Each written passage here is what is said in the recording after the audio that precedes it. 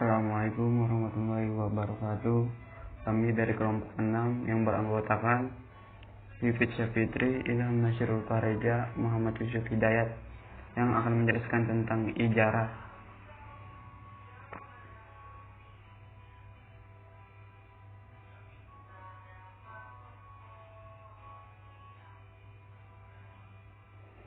Pembahasan pertama, pengertian ijarah. Yang kedua, dasar hukum ijarah.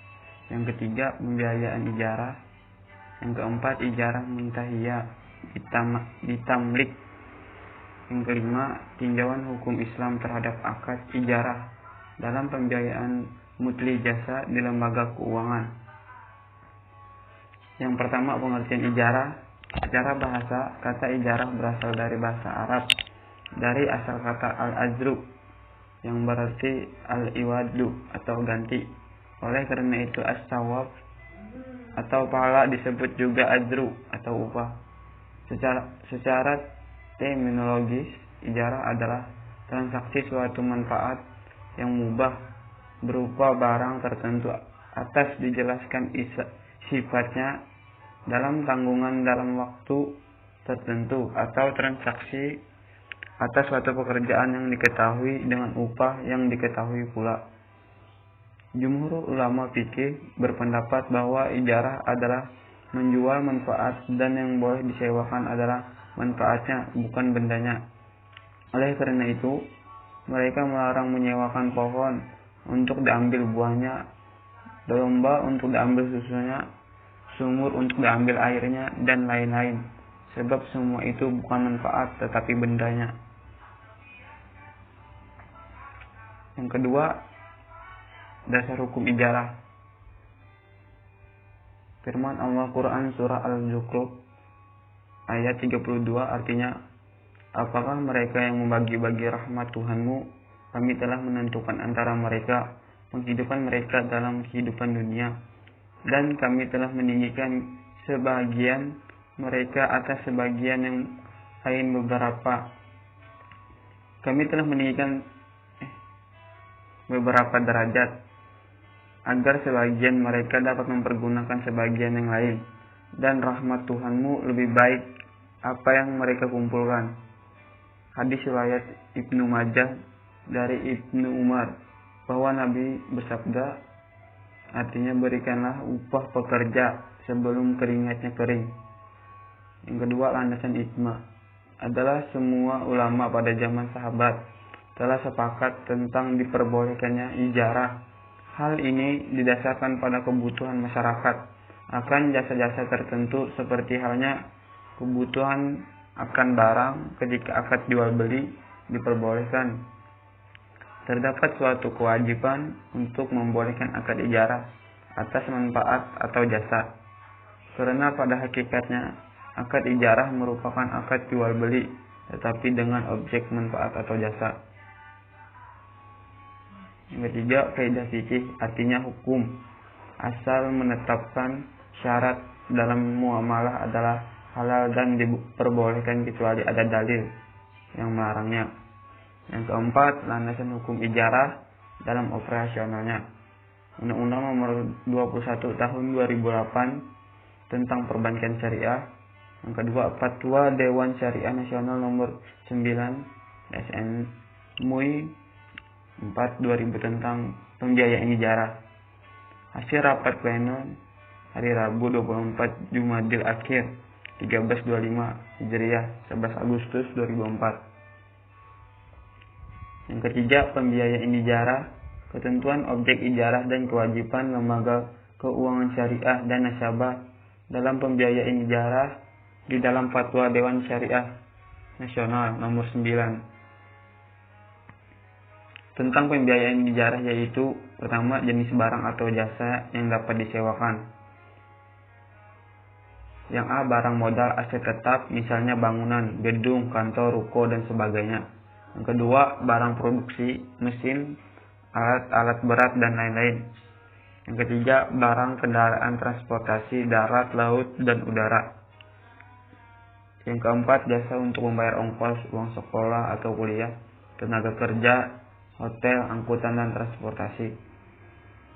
Rukun dan syarat ijarah. Yang pertama sihat ijarah, yaitu ijab dan qabul. Yang kedua, pihak-pihak yang berakad. Yang ketiga, objek akad ijarah. Ketentuan objek ijarah. Yang pertama, objek ijarah adalah manfaat dari penggunaan barang dan atau jasa. Manfaat atau jasa harus bisa dinilai dan dapat dilaksanakan dalam kontrak. Yang ketiga, manfaat barang atau jasa yang bersifat dibolehkan atau tidak diharamkan. Kewajiban LKS dan nasabah dalam pembiayaan ijarah. Kewajiban LKS sebagai pemberi manfaat barang atau jasa, yaitu pertama, menyediakan barang sewa. Yang kedua, menanggung pemeliharaan barang sewa. Dan yang ketiga, menjamin bila terdapat cacat pada barang yang disewakan. Yang B, kewajiban nasabah sebagai penerima manfaat barang atau jasa. Yang pertama, membayar sewa atau upah dan bertanggung jawab untuk menjaga keutuhan barang. Yang kedua, menanggung biaya pemeliharaan barang yang sifatnya ringan atau tidak material. Yang ketiga, jika barang yang rusak. Yang D, ijarah muntahiyah bitamlik. Ijarah muntahiyah bitamlik adalah transaksi sewa dengan perjanjian untuk menjual atau menghibahkan objek sewa di akhir periode, sehingga transaksi ini diakhiri dengan alih kepemilikan objek sewa. YMBT merupakan rangkaian dua buah akad, yakni akad bai dan akad ijarah. Bai merupakan akad jual beli, sedangkan YMBT adalah kombinasi antara sewa menyewa dengan jual beli atau hibah di akhir masa sewa. 1. Persamaan jual beli murabahah dengan YMBT. Yang A, objek akadnya sama, itu barang, walaupun dalam ijarah objeknya adalah jasa. Yang B, prosentase keuntungan ditetapkan di muka. Yang C, pembayaran boleh dilakukan dengan cara dicicil. Yang kedua, perbedaan jual beli murabahah dengan YMBT. Secara hukum perbedaannya adalah saat peralihan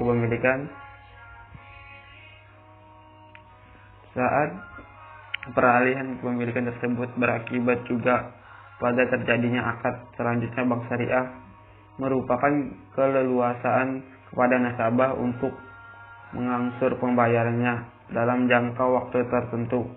Namun dalam pembukuannya, barang yang dibeli dapat dibukukan secara aset nasabah. Apabila terjadi risiko selama masa cicilan, risiko tersebut menjadi tanggung jawab nasabah selaku pemilik barang.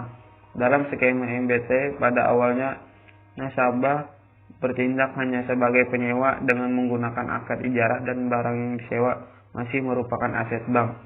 Pada akhirnya masa sewa, kepemilikan baru berpindah ke nasabah dengan akad hibah, sehingga risiko menjadi tanggung jawab bank. Yang E, tinjauan hukum Islam terhadap akad ijarah dalam pembiayaan multi jasa di lembaga keuangan.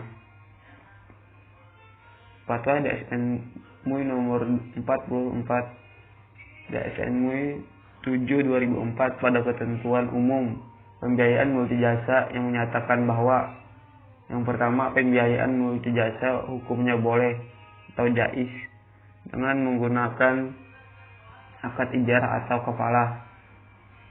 Yang kedua, dalam hal LKS merupakan akad ijarah, maka harus mengikuti semua ketentuan dalam fatwa ijarah.